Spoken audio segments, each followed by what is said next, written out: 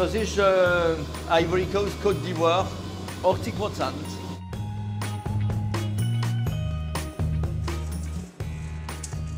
Die Kakaobohnen da, die kommen aus Venezuela. Salut, zusammen. Heute werden wir reisen, obwohl wir im Elsass bleiben. Wir werden erst von Schokolade reden. Wenn es vor ein paar Jahren fast kein Ende Schokolatier beginn hat, wo seine Eier Schokolade gemacht hat, ist es heute nie mehr der Fall. In Frankreich gibt es in den 12 Schokolatier, die wieder von dieser Bohnen da abgehen. Und im Elsass ist es auch der Fall. Wir werden das miteinander sehen. Also die putzen wir jetzt. Also das ist so ein Prototyp, so eine Maschine, die wir machen haben. Und da war jetzt alles der Stäuber weg, was jetzt Holzsteckeler oder so. Ob Kakaobohnen wie das seine Eier Schokolade herstellen, eine ganze Geschichte von der Thierry Müller und seiner Chef Chocolatier, neue Maschinen, neues Handwerk, alles hat müssen selber gelehrt werden. Da machen wir jetzt Bohnen tanzen.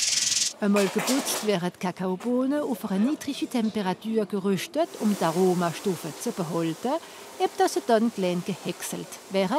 Die Kakaoflocken kommen dann in eine spezielle Maschine, wo ein Granitschliff stehen, aus den Flocken Kakaoteig wird machen.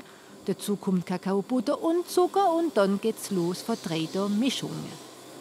Das ist die Decke vom Schokolade, die wir jetzt kontrollieren. Also da reden wir in Mikron. Also das ist ganz, ganz fein.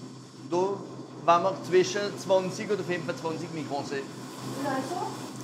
Ja, 25 ist gut. Und Geschmack ist in Ordnung. Vietnam, Peru, Kolumbien, die Kakaobohnen, die hier benutzt werden, kosten zwischen 8 und 17 € das Kilo. Das Ziel von unserer Chocolatier ist wieder ein Ursprung vom Schokolade zu kommen. Deswegen geht er auch manchmal zu Kakaopflanzen, um die Bohnen immer besser kennenzulernen. Die Maschinen sind alt geworden. Die Chocolatier, die das gemacht haben, Anfangs 20. Jahrhundert, die sind alle, also geht es nicht mehr. Also ist die Industrie, die das gemacht hat. Also wir haben unsere eigene Schokolade machen lassen, bei Leuten, die das machen, mit unserem eigenen Geschmack, weil wir ziemlich groß sind. Aber das hat es nicht mehr gegeben. Alle Maschinen mussten gefunden werden. Eine grosse Investition, die Jacques Bockel entschieden hat zu machen. Neben seinem Atelier hat er 100 Quadratmeter frisch gebaut, um die funkelneue Fabrik aufzumachen. Drinnen 11 neue Maschinen. Das Ganze hat 600.000 € gekostet. Für Jacques Bockel Gelegenheit, einen Teil von seinem Schokolade selber zu machen und so eine Tendenz zu bleiben. Das Ziel ist natürlich, uns Träume zu machen.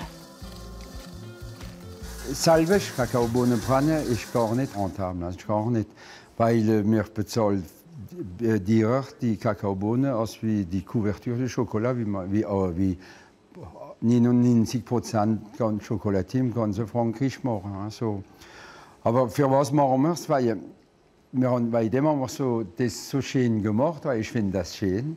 Für die Leute wie kommen, die Kunden und die Visiteurs wie kommen, als wir eine Geschichte erzählen können. Immer wieder zuhören und vor anderen wieder kommen. Das ist das Ziel von Christophe Meyer. Seit 2 Jahren arbeitet er mit 2 Freunden, die von den besten Kakaobohnen finden und transformieren. Gemeinsam haben sie einen Verein gegründet, um immer neuere Methoden und Produkte zu finden.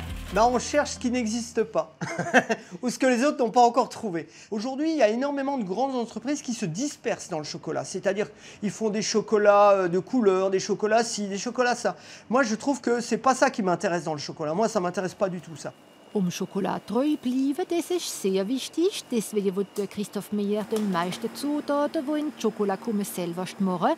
Neues Projekt von seiner eigenen Kakaobutter fabrizieren. Au jour d'aujourd'hui, ce sont des multinationales basées en Hollande qui ont le monopole complet. Donc ce beurre est désodorisé parce qu'il part en partie en cosmétique. Et à un moment, on s'est dit, on va passer à l'action. Für das frische Rezept zu versuchen, werden wir bis nächstes Jahr warten müssen. Bis dahin werden sicher andere Chocolatier im Elsass ihr Eierschokolade fabrizieren und so vielleicht die Kakaopflanzen besser zu unterstützen.